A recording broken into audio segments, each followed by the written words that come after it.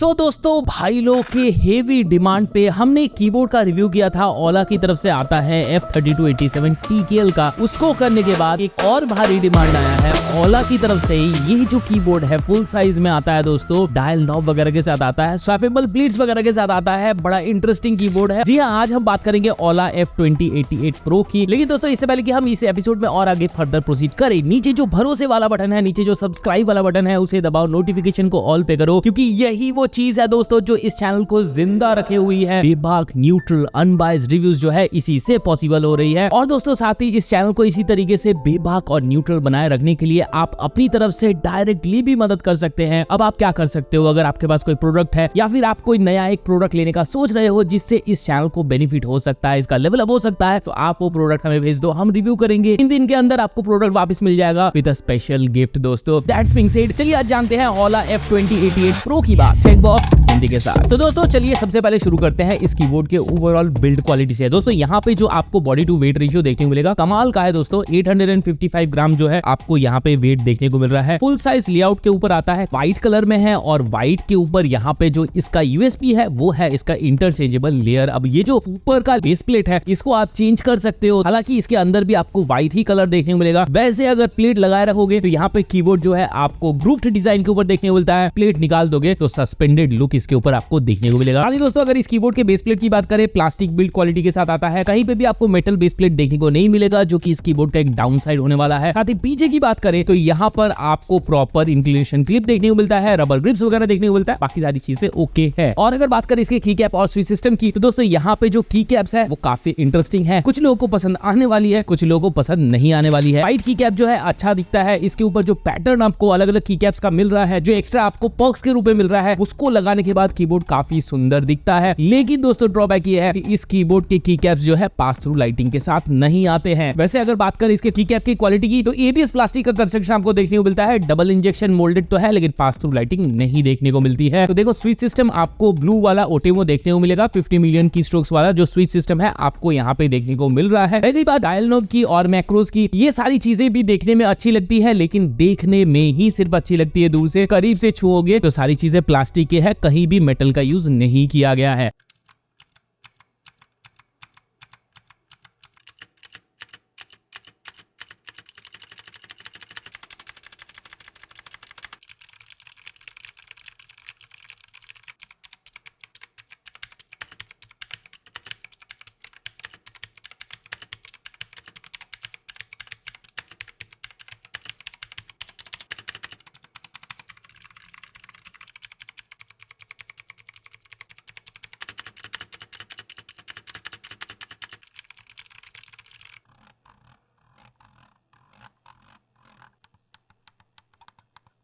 और अगर बात करें इस कीबोर्ड के फीचर्स की दोस्तों, सारे गेमिंग फीचर्स आपको देखने को मिल जाएगा। फॉर एग्जांपल यहाँ पर जो है आपको विंडोज लॉक बटन देखने को मिल जाता है, मल्टीमीडिया हॉटकीज देखने को मिल जाता है। पूरा कीबोर्ड जो है एंटी होस्टिंग से इक्विप्ड है, और साथ ही यहाँ पे जो एंटी होस्टिंग है इसका एक्सेस जो है सेम F3287 TKL वाले जैसा ही आपको देखने को मिलेगा। फॉर एग्जांपल यहाँ पे आपको फंक्शन के साथ प्रिंट स्क्रीन को दबाओगे तो 6 कीज के ऊपर एंटी होस्टिंग चालू होती है। उसी तरीके से अगर फंक्शन प्लस स्क्रॉल लॉक के साथ आप जाओगे तो पूरा कीबोर्ड जो है एंटी होस्टिंग से इक्विप्ड हो जाता है। और अगर बात करें एन की रोल ओवर का, पूरे कीबोर्ड के ऊपर आपको देखने को मिल जाएगा। और साथ ही दोस्तों डायल नॉब के अगर फीचर की बात कर ले, यहाँ पे आपको एक अच्छी बात इस कीबोर्ड की देखने को मिलेगा। फॉर एग्जांपल इसी डायल नॉब से आप ऑफिस सेटिंग्स में भी जा सकते हो, इसी डायल नॉब को होल्ड करके आप गेमिंग मोड पे भी जा सकते हो। अब यहाँ पर जो है अगर आपको ऑफिस मोड में जाना है तो डायल नॉब को होल्ड करके रखना पड़ेगा। जब लाइट बंद हो जाएगी डायल नॉब की, इसका मतलब कीबोर्ड जो है अब ऑफिस मोड पे है। और जो मैक्रो वाले बटन आपको देखने को मिलता है, वो मैक्रो बटन बदल के बन जाएंगे प्ले पॉज वाले और फॉरवर्ड और बैकवर्ड करने का बटन। अब अगर इसको गेमिंग मोड में ले जाना है तो अगेन डायल नॉब को आपको होल्ड करके रखना है, रंगीनियां जलने लगेगी, रंगीनियां जली मतलब अब यहाँ पे एनिमेशन जो है चालू हो चुका है। 20 लाइटिंग मोड आपको यहाँ पे देखने को मिलेगा, लेकिन ध्यान रखना यहाँ पे अलग अलग लाइट्स देखने को नहीं मिलता, सियान कलर में जलता है। और ये जो कलर है इसकी जो विविडिटी, सैचुरेशन, ब्राइटनेस वगैरह देखने को मिलता है वो काफी अच्छा यहाँ पे आपको देखने को मिल जाता है। और अगर बात करें यहाँ पर मैक्रो बटन्स की, देखो 3 बटन आपको यहाँ पे ऑन बोर्ड देखने को मिल रहा है। मैक्रो इसके ऊपर सेट कर सकते हो। रिकॉर्ड करना बहुत ईजी है, कैसे रिकॉर्ड करोगे? मैक्रो वाला बटन जिसपे आपको आपको कस्टमाइज वर्जन रिकॉर्ड करना है उसको होल्ड करके रखो, ब्लिंक करने लगेगा बटन और पूरे लाइट्स ऑफ हो जाएंगे। This is the time to input your custom lighting modes. ये करने के बाद अगेन आपको मैक्रो वाला बटन दोबारा से होल्ड करना है। Now your custom modes are recorded. अच्छा दोस्तों, अब इस कीबोर्ड की जो एनिमेशंस है उसको कैसे बदलोगे? उसको बदलने के लिए कुछ भी नहीं करना है, डायल नॉब को एक एक बार दबाते जाना है, आपको जो है यहाँ पे अलग अलग एनिमेशन दिखता चला जाएगा। और साथ ही दोस्तों इसके लाइटिंग के अगर ब्राइटनेस विडिटी सैचुरेशन को कम ज्यादा करना है तो उसके लिए आपको डायल नॉब घुमाना होगा। अगर ऑफिस मोड में हो तो वहां पर ये डायल नॉब जो है ब्राइटनेस टॉगल करने के काम नहीं आएगा, बल्कि काम आएगा आपके मल्टीमीडियाज में वॉल्यूम अप डाउन करने के लिए, या फिर अगर इसको टैप करोगे तो आपका जो मल्टीमीडिया है वो म्यूट हो जाता है। इस कीबोर्ड का एक और बड़ा यूएसपी है इसका केबल। 1.8 मीटर का ब्रेडेड केबल आपको इसके अंदर देखने को मिल रहा है, जो कि ऑब्वियसली इस कीबोर्ड का जो वायर मैनेजमेंट होने वाला है वो काफी दुरुस्त कराने वाला है। साथ ही दोस्तों इस कीबोर्ड पे आपको 1000 हर्ट्ज की पोलिंग रेट देखने को मिल जाती है। अच्छा दोस्तों, अब ये जो कीबोर्ड है सॉफ्टवेयर सपोर्ट के साथ भी आता है। बहुत ज्यादा कुछ तामझाम नहीं है, बहुत सिंपल सा सॉफ्टवेयर आपको देखने को मिलता है, बहुत इजी टू डाउनलोड है, एंटीवायरस वगैरह बंद करना नहीं पड़ता है। और साथ ही दोस्तों इसको खोलने के बाद आपको मैक्रो यहाँ पे सेट कर लोगे, पैनल एलईडीज को जो है यहाँ पे आप टॉगल कर सकते हो। और साथ ही सेटिंग्स पे जाके ज्यादा कुछ नहीं है, पूरा कीबोर्ड में अगर आपने कुछ भी कस्टमाइजेशन किया जिसको आपको रीसेट करना है तो यहाँ से कर सकते हो। और एक बटन और बता देता हूँ, फंक्शन प्लस एस्केप को दबाओगे तो भी आपका ये जो कीबोर्ड है वो रीसेट हो जाएगा। सो दोस्तों फाइनली बात आती है 2949 यानी कि 2950 रुपए में 3000 के हिसाब से ये जो कीबोर्ड है आपके लिए सही रहने वाला है कि नहीं, यही बड़ा सवाल है। देखो कीबोर्ड में बहुत सारी अच्छी बातें हैं, लेकिन बहुत सारी ऐसी बातें हैं जो कि उतनी अच्छी नहीं है। फॉर एग्जांपल की क्या पास थ्रू नहीं है, लाइटिंग आपको एक ही देखने को मिलेगा, सॉफ्टवेयर में बहुत सारी चीजें करने को नहीं है। लेकिन दोस्तों साथ में आपको ध्यान रखना होगा कि इस प्राइस पॉइंट में और कौन कौन से कीबोर्ड जो है जो सेम फीचर के साथ आता है। देखो शुरू करते हैं सबसे पहले इसी साल रिलीज हुए लैपकेयर की तरफ से आने वाला LG के 108 से। मोटी मोटी बातें करते हुए चलते हैं। 3000 के प्राइस ब्रैकेट में ये कीबोर्ड आपको देखने को मिलेगा। डायल नॉब यहाँ पे देखने को नहीं मिलता इस वाले में, और सॉफ्टवेयर सपोर्ट देखने को नहीं मिलता। लेकिन क्या अच्छी बात है, बिल्ड क्वालिटी बहुत अच्छी है। Metal build quality aluminium burst panel के ऊपर आपको देखने को मिल रही है विथ रिस्ट्रेस सपोर्ट। और साथ ही यहाँ पे सबसे बड़ा इस कीबोर्ड का जो यूएसपी है वो है डबल USB पास थ्रू, यानी कि इसके ऊपर आप स्टोरेज डिवाइस वगैरह या फिर दूसरे HID वगैरह आप यहाँ पे लगा सकते हो, उसका इनपुट ले सकते हो, जो कि बहुत बड़ी चीज है। दूसरा वाला ऑप्शन है रेड गियर का शैडो ब्लेड। हालांकि ये जो कीबोर्ड है डायल नॉब वगैरह के साथ आता है, बहुत अच्छा कीबोर्ड है। हम लोग रोजाना के हिसाब से इस कीबोर्ड को यूज करते हैं, लेकिन पुराने मॉडल को। अभी जो नया वाला मॉडल आ रहा है उसमें आप ही जैसे भाई लोग जो है नीचे कमेंट कर रहे हो कि उतना अच्छा नहीं है, जल्दी जल्दी खराब हो रहा है, तो इसके बारे में उतना ज्यादा मैं नहीं बोल रहा हूँ। अगले कीबोर्ड में जाते हैं। इसी साल अगेन पोट्रॉनिक्स ने एक और फुल साइज कीबोर्ड का लॉन्च किया था K2 नाम से। K1 आता है ब्लू स्विच, K2 आता है रेड स्विच के साथ। दोनों कीबोर्ड जो है आप देख सकते हो, इसका कीमत जो है 2000 के आसपास रहने वाला है। अब ये जो कीबोर्ड है इसी के जैसा भारी भरकम कीबोर्ड है। आपको जो ओवरऑल जो जिक्सन स्विच के साथ जो साउंड मिल रहा है ना फर्स्ट डे से, बड़ा ही थॉकी, बड़ा ही सेटिस्फैक्टरी आपको साउंड देखने को मिलेगा। और ओवरऑल कीबोर्ड में आपको सिर्फ एक ही चीज मिस होगी, वो है डायल नॉब। और अगर आपके लिए डायल नॉब बहुत जरूरी है, आप अगर एडिटिंग वगैरह करते हो या मल्टीमीडिया कंजम्पशन आपका ज्यादा है गेमिंग के साथ, तो आप एक और कीबोर्ड जो कि अगेन 2024 में रिलीज हुई है, EvoFox का Katana X देख सकते हो। अब ये जो कीबोर्ड है बहुत सस्ते प्राइस में आता है, 2000 के आसपास ये कीबोर्ड आपको देखने को मिल जाएगा। 600-700 ग्राम के आसपास इसका वेट है, अच्छा खासा कंस्ट्रक्शन है। 1800 कॉम्पैक्ट साइज में आता है, सबसे बड़ा plus point. Full size keyboard होने के बावजूद ज्यादा जगह नहीं घेरेगा और देखने में बहुत ही अच्छा है। डायल नॉब के साथ आता है ओटेबो ब्लू स्विच, जो कि इस कीबोर्ड में लगा है, वही वाला सेम जो स्विच है उसमें भी लगा हुआ आ रहा है। तो अब आपको समझ में आ गया होगा कि आपके लिए इस प्राइस पॉइंट में कौन सा कीबोर्ड सबसे बेहतर हो सकता है। और दोस्तों अगर आज का वीडियो पसंद आया है, हमारी टीम की मेहनत पसंद आई है, तो लाइक वाला बटन दबाओ। और साथ ही दोस्तों आपने हमारे मशवरे से, हमारे एडवाइस से अगर कोई प्रोडक्ट खरीदा है, अपने सेटअप के ऊपर सजाया है, तो वो वाला सेटअप का जो पिक है वो हमारे इंस्टाग्राम हैंडल @techboxindia पे जरूर से भेज दो, ताकि हम उसे लगाए सीधे वोटिंग पे और आप जीत सको एक फ्री डोमिनोज का पिज्जा।